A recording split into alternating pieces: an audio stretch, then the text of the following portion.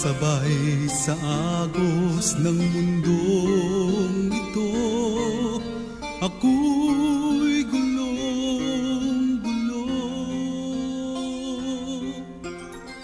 Tuburan sa panalangin, kini nga programa gimugna sa East Coast Gospel Mission. Alas 6 hangtod alas 6:30 matag adlaw. Aron ikaw matabangan nga maangkon ang tinuod nga kalipay, katagbawan ug kasiguruhan sa kinabuhi, ug nga kahatagan sa kasulbaran ang naghingapin nga mga kabalaka, problema, mga pangutana nga sa dugay ng panahon nakahasol pag-ayo kanimo. Busa paminaw ug sa Dios ikaw panalanginan. Maayong adlaw sa tanan, salamat sa Ginoo sa gihapon nga padayon kita gitagaan niya ining oportunidad og standby pipila lang ka mga minuto sa ato nga pagpamalandong sa pulong sa Ginoo og sa ato asab nga umaabot pa ng mga buluhaton o ginaot pa nga ang pulong sa Ginoo tuhok sa atong kasing-kasing samtang kita magpamalandong niini. Magaampo na kita. Kanimo gamahanan og dalaygon nga Dios nagapasalamat o nagakalipay na usab kami tungod kay ikaw naghatag diin oportunidad nga ang imong balaang mga pulong o Dios mabasa o mapamalandungan sa pipila lamang ka mga gutlo. Og niining adlaw karon ang amo nga mga kinabuhi, ang among buluhaton masugdan og matugyan na mo diya kanimo o Dios tungod kay anaaman sa imong mga kamot. Ikaw ang nagagunit o nagakontrol sa among mga kinabuhi. Busa o Dios tuguti nga ang imong pulong muhatag og impluwensya nga ni sa among kinabuhi aron nga niining adlaw karon magkinabuhi kami, magabuhat kami sa mga butang nga makahimaya diya sa imong atubangan. Panalangin ni o Dios ang tanan nagapaminaw karon sa ilang tagsa-tagsa kapanimalay diya sa ilang mga radyo o sa tanan ng mga Facebook friends nga naga-connect and bisan pa man sa tanan nga maka-follow ni ini later. I pray, O God, nga ang imong pulong, imong i-bless nga mag-convex sa kasing-kasing sa matag usa. Dalaygon ka sa way katapusan. In Jesus' name. Amen. Salamat tungod kay makapadayon kita sa ato nga buluhaton o tinuod gyud nga ato ang mga kinabuhi, ang panahon, ang mga oportunidad kini anaa lamang sa Ginoo. Kung iyang itugot, makahimo kita sa mga butang. O apan kung dili usab, wala kita'y mahimo. Busa, i-grab na tong opportunity while ang atong Dios nagahatag pa ining maong oportunidad. This morning, this day, no? Ako nga gipakamaayo nga padayon kita sa pagpamalandong. Ania kita nagahisgot karon in Romans chapter 2, verse 17 down to verse 29 ang coverage sa ato nga pagpamalandong og kung imong tan-awon sa pagpamalandong nato niini makita nato nga si Apostol Pablo progressively nagatudlo siya mahitungod sa dapat himuon sa katawhan sa Ginoo, especially sa mga Kristohanon nga anaa sa mga responsibilidad sa pagtudlo sa pag-lead og mga tao, no? O of course, kitang tanan, gitawag kita og mga leaders. Lahi-lahi ang atong responsibility, but all of us are considered by God as leader. Iha nga leader. But bawat tao, naagi nag-follow ka nato, whether we like it or not. Atong tan-awon, kung unsa ang dugang pa nga mapagtulunan nga gusto ni Apostol Pablo, masabtan natong tanan. Karon magahisgot kita about sa content ni ini. Si Apostol Pablo nagahisgot siya about pag-practice nato sa atong mga nahibaluan o sa ato usab nga gina-relay o ginatudlo ngadto sa uban. Practice what you know and teach. Kung unsa atong nahibaluan, atong i-practice. Kung atong ginatudlo, ato pong i-practice. Dili man pwede nga ang ato ginatudlo dili mao ang atong ginabuhat. Kay kita as teacher, as leader, kita mao ang modelo na papaano i-practice ang atong ginatudlo o atong nahibaluan, of course, kay di man ta katudlo pag wa nato nahibalui, no? Now, according sa verse 21 sa Romans chapter 2 nag-ingon, "Thou therefore which teacheth another, teacheth thou not thyself? Thou that preacheth a man should not steal, dost thou steal?" No? So, kung nag-ingon ka nga ayaw pangawat, ikaw di ay nga nagatudlo niya na, nagapangawat ka ba? So, nganong dili nimo tudloan ang imong kaugalingon? It means to say, nga ang as we know from the Word of God, sa diha nga ato kining nahibaluan, ang una gyud dapat natong himuon is tudloan nato atong kaugalingon. It means to say, we need to apply. Kinahanglan nga kita una ang mag-aplikar sa mga butang nga nabalaan nato sa Bible. Kung nakabalo kitag mga maayong butang, therefore, atong i-practice ang maayong butang nga atong nahibaluan from the Word of God. The very glorifying ato sa Ginoo nga practice. No? Mao kana ingon ni Apostol Pablo, kung imong tan-awon, mao kana ang tenor sa iyang nga pagtudlo dinhi sa atong passage nga atong pagatun-an karon. Now, the question is, why practice what you know and teach? Nganong kinahanglan i-practice nato unsa atong nahibaluan na sabtan from the Word of God ug unsa atong ginatudlo, unsa atong ginapasa sa uban nga kita number one nga responsible nga mag-practice ni ini first. Now, because of it is our privilege, no? Because privileged position could not prevent God's judgment. Timan-an na to. Nga, siguro makaingon ta nga pribilehiyo na to kay kita nakabalo sa information, privilege na to kay kita naa sa position nga nagatudlo, pero hinumdumo na to igala.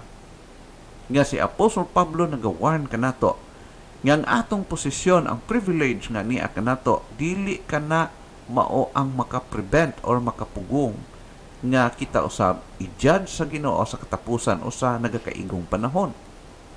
No? So, ato gyud nga hinumdumon nga kung unsa atong nabalaan primarily diha sa Bible, kinahanglan i-put into practice first. Then, diha nato paabot usab ngadto sa uban, no? Kay ang atong pag-lead is by modeling, dili kay igo muratag manager, murata og commander nga nagasulti mo ni imong buhaton, mo ni inyong buhaton, but first kita una ang mag-practice niini, no? Atong hinumdumon ingon sa Galatians chapter 6 verse number 7, ingon siya, "Be not deceived, God is not mocked. For whatsoever a man soweth, he shall also reap." Okay? Klaro kaayong ingon. Ayaw pag palipat, no? Ayaw pagpailad. Ang Dios dili nato sarang mabugal-bugalan, di nato makumidyahan. Kay kung unsa ang gipugas sa tao, mao man usab kana iyang pag-aanihon. Hinumdumon nato igala nga sa tanan natong gibuhat walay matago sa Ginoo. O even sa atong gihuna-huna, sa atong kasing-kasing, sa mga intensyon sa atong kinabuhi, God knows it well. No? Nakabalog yun maayo ang Ginoo niya na busa wala gyoy makalimod o walay natago gikan sa mata sa Ginoo.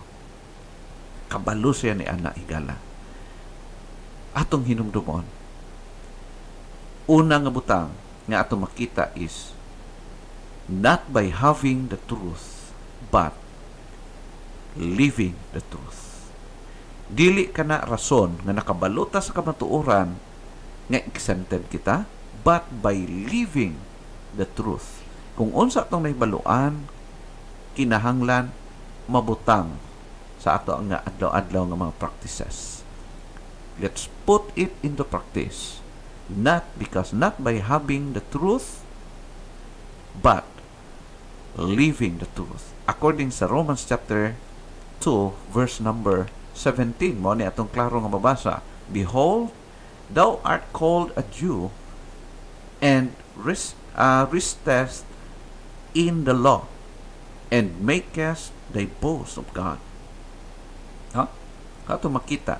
Of course, ang mga Jewish people, especially sa mga Pharisee, mga scribes, sila gyud ang nakaposes na anining pribilehiyo nga sila ang gitugyanan sa Ginoo sa scripture. Sila ang gitugyanan sa Ginoo sa education sa katawhan sa Israel concerning sa Word of God. Now, ato makita dinhi nga dili lang nga sila nag-edukar sa mga tao, but sila usab under sa obligasyon nga dapat ilang sundon og i-practice unsa ang ilang ginatudlo ug unsa of course ang ilang nahibaluan. Ha?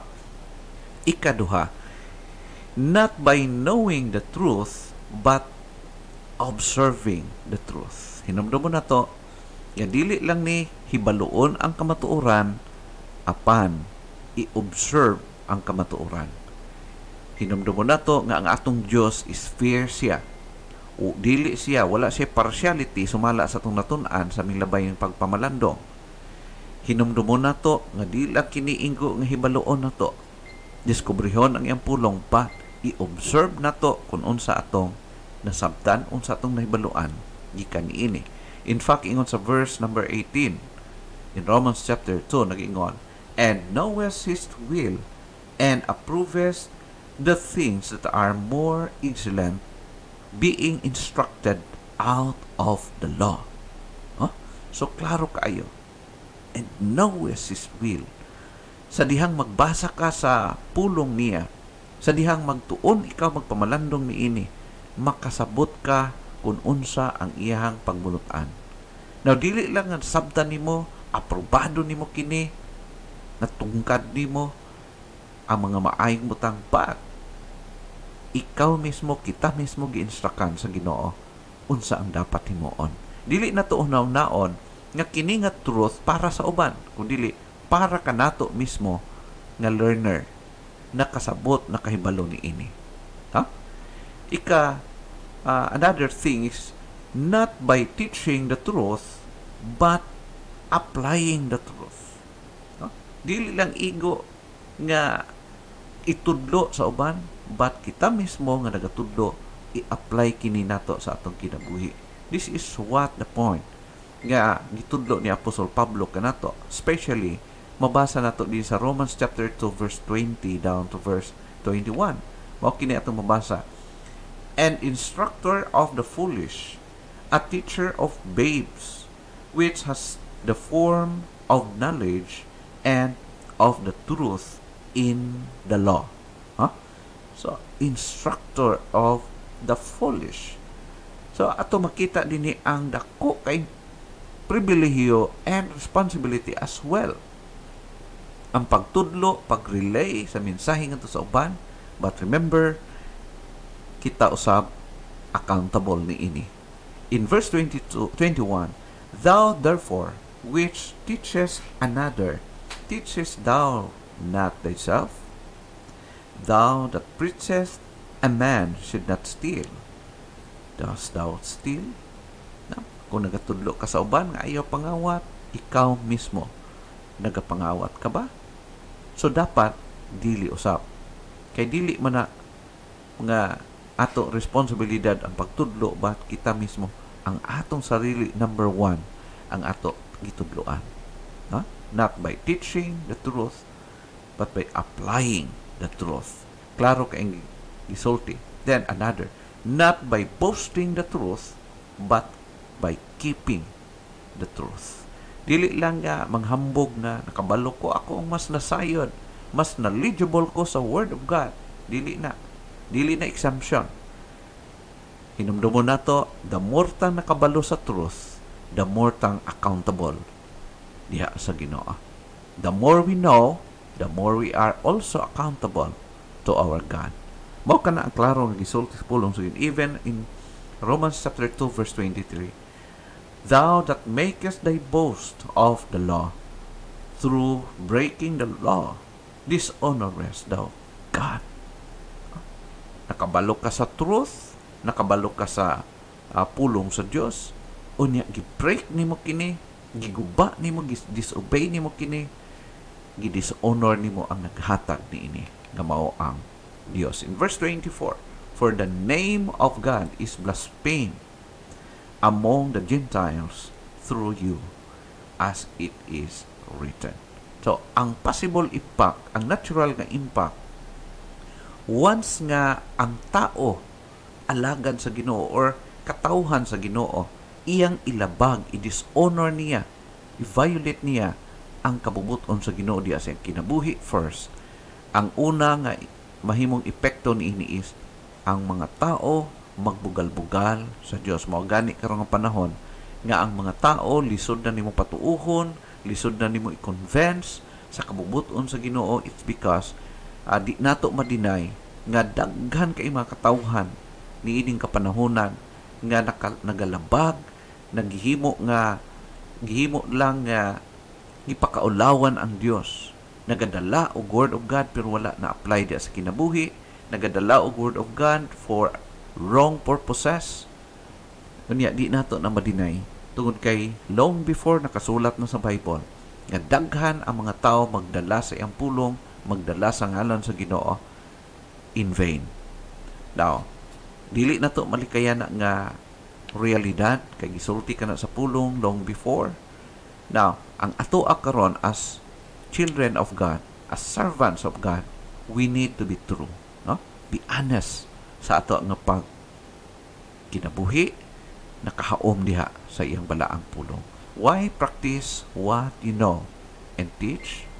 Another reason, number 2, because religious rites could not produce God's approval. Ang tanan nga mga religious rites nga atong gi-practice, siguro it's religion, ang tanan nga mga grupo na nagkalahi nga mga practices, mga principles nga gina-follow, niya all of them claiming to be true. Ang tanan nag-claim nga sila ang tinuod, sila ang tama, sila ang nagahimo accordingly. Now, hinumdum mo na to, dili ka na nagabase sa atong mga religious rites, kundili nakabase kini kung unsa paano nato gi-apply ang atong nahibaluan diya sa pulong sa Ginoo, correct nga interpretation, correct nga application sa pulong sa Ginoo. Not by making promise, but by fulfilling what we promise. Dili lang ni nagamatter kung unsa ka maayo ta mo promise, but paano nato gi-fulfill ang atong promise diya sa Ginoo.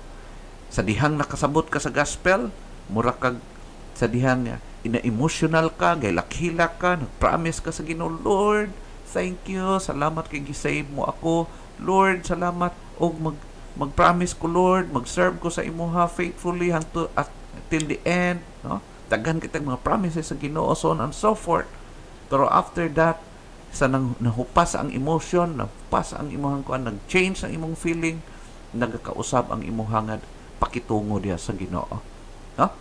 Kumusta kay gala? Be honest to yourself. Kumusta imong commitment sa Ginoo? Ang imo bang commitment na apil bang kawala sa imong emosyon? Hinumdum mo nato that our emotion is come and go. Nagataas, nagababa, nagaabot o nagakawala. Changeable ang atong feeling.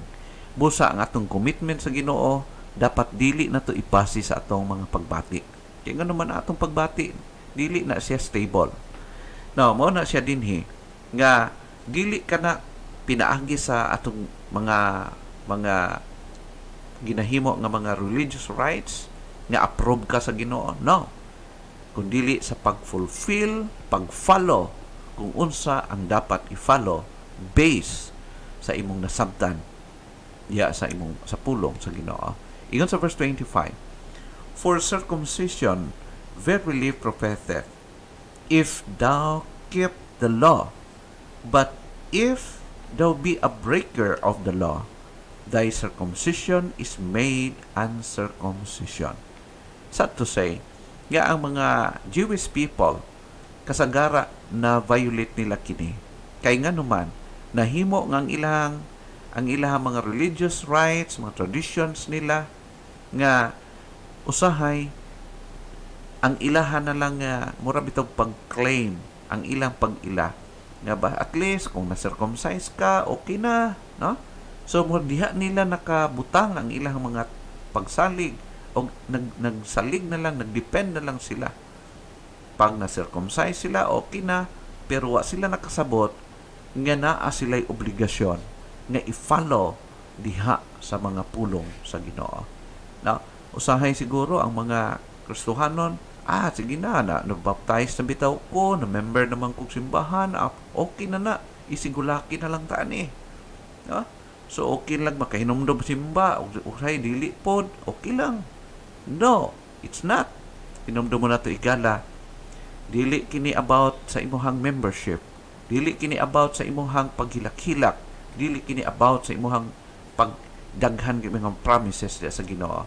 But it's about paano ka nag-fulfill sa imong mga promises sa Ginoo. Barugan nimo kung sa imong gibungat diya sa Ginoo. Hinumdum mo nato nga ang Dios nagapaningil unsang mga butang atong gi-promise. No? Hinumdum mo nato kana seryoso ang Ginoo nga atong gialagaran. Now, di lang kana, not by professing but by practicing. Dili lang maayo manulti but dapat makita into practice. Daghan mga tao maay ka manulti, no? Mura ka nang ginatawag na convincing kayo pag musulti. Pag bisitahon nimo ang kinabuhi perting luuya, hinumdum mo na to igala, it's not about that. God is really serious and He knows us as well. Kabalog yun siya sa kinasuluran sa atong kasing-kasing. Therefore, kita niya kini. So, let's be true and be honest with God. Ingon sa verse 28, For He is not a Jew, which is one outwardly, neither is that circumcision, which is outward in the flesh. Usahay ang mga religious rites, mga traditions nga ginahimo sa daghan mga kasimbahanan, usahay hinumdumo niya, mura niya consider niya mura na to siya og fulfillment. No, that's only an outward nga mga butang kina-perform, but naga-refer ang Dios inward nga part sa atong kinabuhi, sa inward nga change, dili outwardly. So daghan sa mga katawhan as of this time na siguro before wa pa siya naka-join o group, pariwara siya ang iyang pamisti, ang iyang bayhon, murag yung makaluluoy kayo. Pero sa dihang naka-join sa simbahan, na disinti na siya, kuan na siya, kanunay ng disinti o maayo na og pamisti, maayo na postura. No, it's not about outward appearance, but nakafocus ang Ginoo inwardly. Kumusta ka sa sulod, higala? Kumusta ka? Be honest. Now, ikatulo, not by ceremony, but by character. Hinumdum mo na to, dili ang ato mga ceremony, o dili ang mga ginahimo, mga rites, ceremonies diya sa simbahan or sa imong grupo, nagamatter kini kundi sa character diha sulod sa imong kasing-kasing. Yan sa verse 29. But he is a Jew, which is one inwardly, and circumcision is that of the heart, in the spirit, and not in the letter, whose praise is not of man, but of God. Take note, tigala. Pwede na to mapiki ang tao. Pwede na to ma-fake ang tao. Pwede na to ma-fake ang mga religious practices. Pwede na ma-fake. In fact, ang mga churches as of this time, mura nang diskuhan. Ang diskuhan, mura na pod og simbahan. Before magdisko, nagaampo. Before nagahimo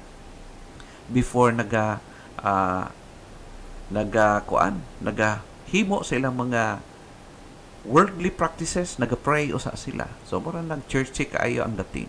Pero ang simbahan, mura na pod og diskuhan, mura na og mura nagsabungan, mura na og sugalan. Hinamdom na to ikala, ang Dios nagalantaw inwardly sulod sa atong kasing-kasing. No? So, Hinumdumon nato ikala. The content is more important than the label. Dili na nagamatter sa label, kung dili nagamatter unsay naa sa sulod. Ang label is deceptive. Pwede ka mailad, ay nindot kayong label, pero ang sulod di ay daot. No? Pareha sa kan label. So usahay, daghan nagabase sa label, pero di ay ma-disappoint pag abot sa sulod. No? Hinumdumon na to that is obedience is more important than religious privileges. No? Religious rights without obedience not only worthless but deceptive. Daghang mga tao religious kay tan-awon but inwardly dili di ay iya sa Ginoo. If you're really saved, live as a saved one. Kung tinuod kang luwas, pag kinabuhi, ingon nga luwas. Kinabuhi nga iya sa mga luwas. If you're made holy, keep away from sinning. Kung gibalaan ka na sa Diyos, palayo sa sala. No? Pinaagi sa gahom sa Espiritu, you can make it. If you're serve faithfully. Kung mag-alagad naman lang ka sa Ginoo, buhata ang imong best. Kay nga naman, wala ta nag-alagad sa tao. We are serving our Lord of Lords and our Master, King of Kings, sa atong kinabuhi. Ayaw siyag ultimuhi. Ayaw siyag mantinili. If you serve faithfully for the glory of God. Practice what you know and what you teach. Unsay imong nahibaloan ang itudlo, put it into practice. May God bless His word in our hearts.